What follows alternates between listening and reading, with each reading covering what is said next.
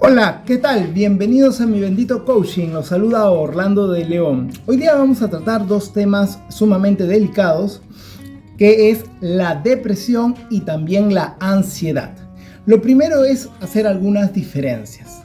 La depresión es aquel estado actual que se ve afectado desde lo mental, lo emocional e inclusive te afecta físicamente, pero por una causa que ya ocurrió en el pasado.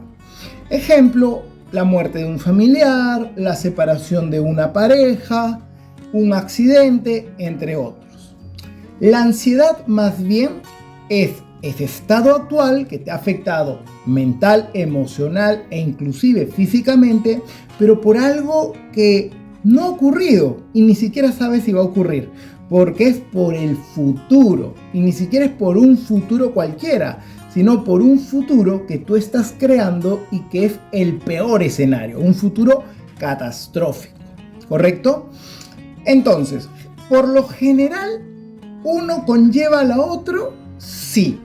Puede ser que una depresión te lleve a una ansiedad, o puede ser, como me pasó a mí, que una ansiedad, un trastorno de ansiedad para ser exacto, que fue el TAG lo que me vino a mí, te lleve a una depresión, ¿correcto? Porque normalmente uno no sabe que es ansiedad hasta después de pasar varios médicos.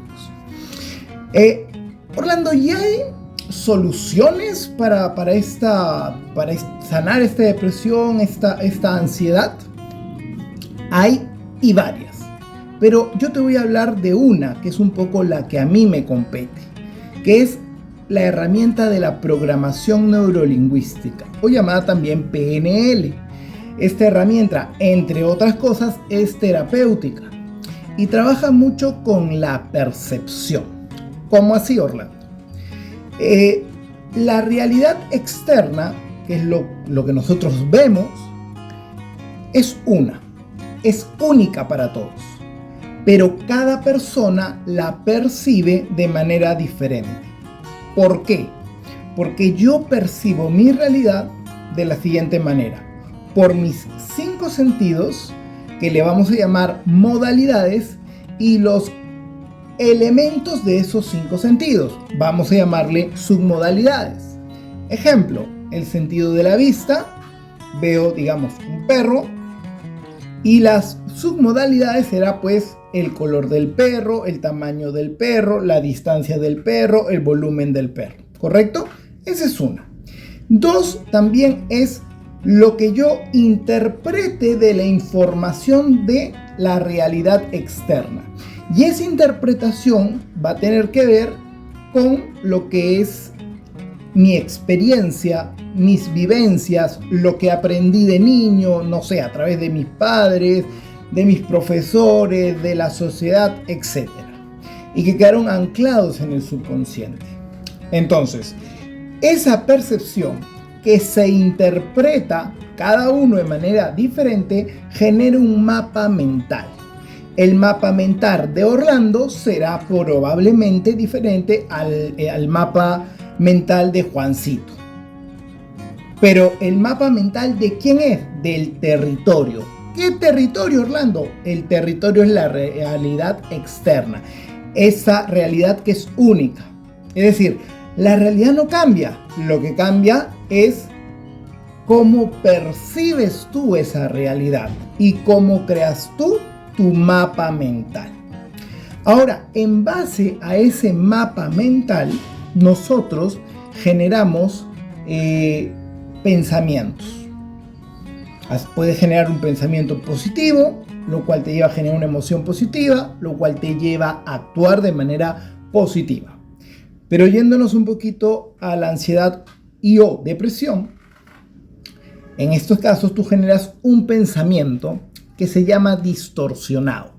Este pensamiento tiene ese nombre porque distorsiona la realidad, la vuelve subjetiva, ilógica, irracional, y esta distorsión precisamente hace que se genere emociones, para ser didácticos vamos a llamarlas negativas, como la tristeza, la cólera, la incertidumbre, la frustración, la propia ansiedad.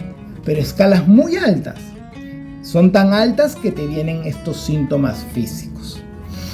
En el caso de la depresión, te puede generar una emoción muy fuerte, negativa. Ejemplo, la tristeza. En la depresión, muchos lo relacionan con una tristeza profunda. Y no, la depresión es mucho más que eso. El problema de la depresión no es estar triste o estar muy triste. Eso está bien, eso es normal, eso te hace más humano. El problema de la depresión es quedarte en la emoción negativa. Igual sería si fuera al revés. Si tú, por ejemplo, los borderline, si tú estás en una emoción muy alegre, oye, eso está muy bueno. Pero si te quedas en esa emoción muy alegre, te estás yendo casi a la euforia. Y eso tampoco está bien. Quedarse en la emoción no está bien. Quedarse ahí todo el tiempo, ¿correcto? Porque tenemos que ir sintiendo diferentes emociones de acuerdo a lo que pensamos. Entonces, ¿cómo trabajo yo a través de esta herramienta la ansiedad, por ejemplo, las personas que por ahí tienen depresión?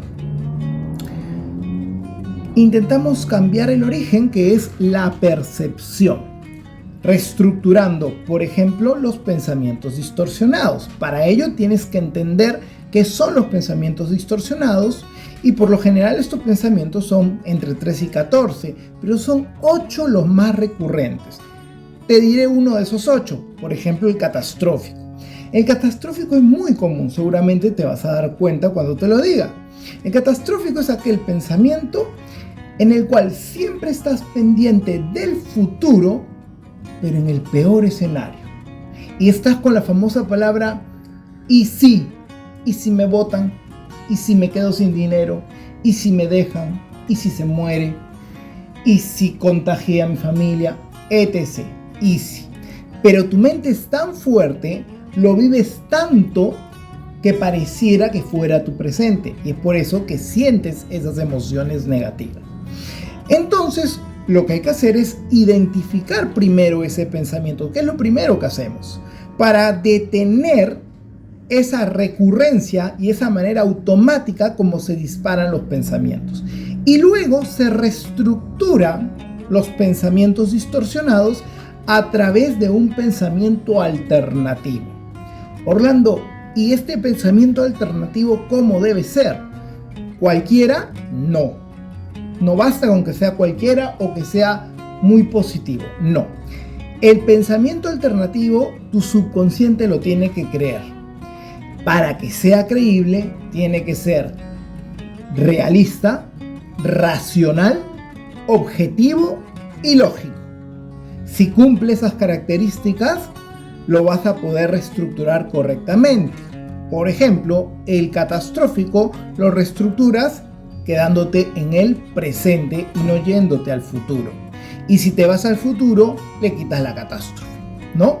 Entonces, de esa manera vas reestructurando. Y esto se practica y se practica y se practica. No es una cosa de una sesión. Es por eso que nosotros no hacemos sesiones separadas o intentamos no trabajar con sesiones separadas.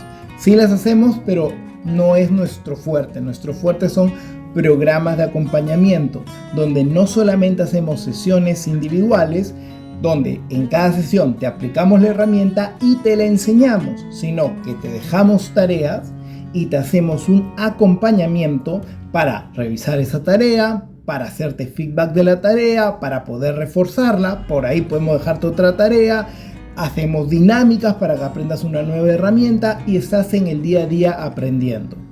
¿Por qué, Orlando?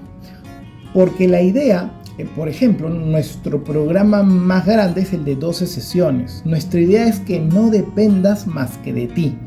Y por eso, una vez que tengas todas las herramientas, en una situación que te pueda venir ansiedad o que pudieras llegar a tener depresión, puedas salir adelante.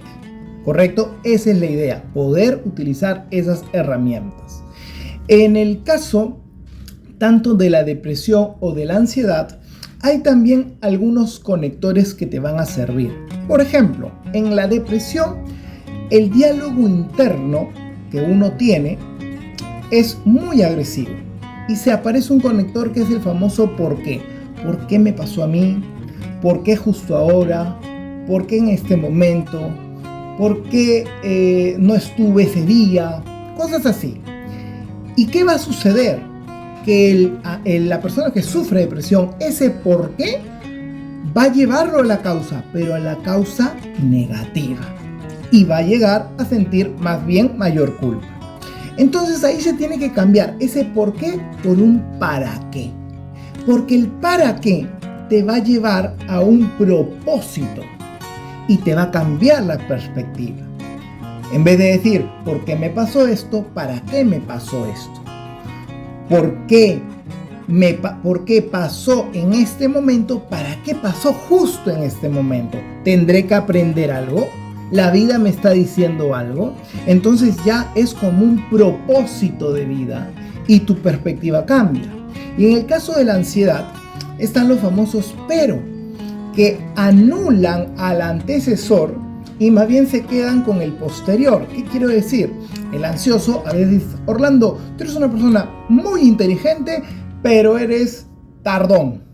Entonces yo me voy a quedar con el tardón, porque el pero elimina el antecesor, el muy inteligente. Entonces a veces es bueno cambiar ese pero por el aunque.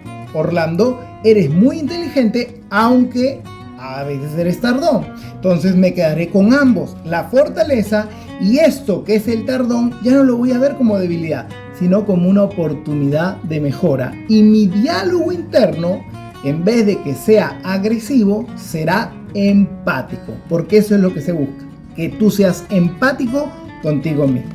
Espero que este video te haya servido, vamos a ir subiendo información, así que muchísimas gracias, síganos en la página. Hasta la próxima.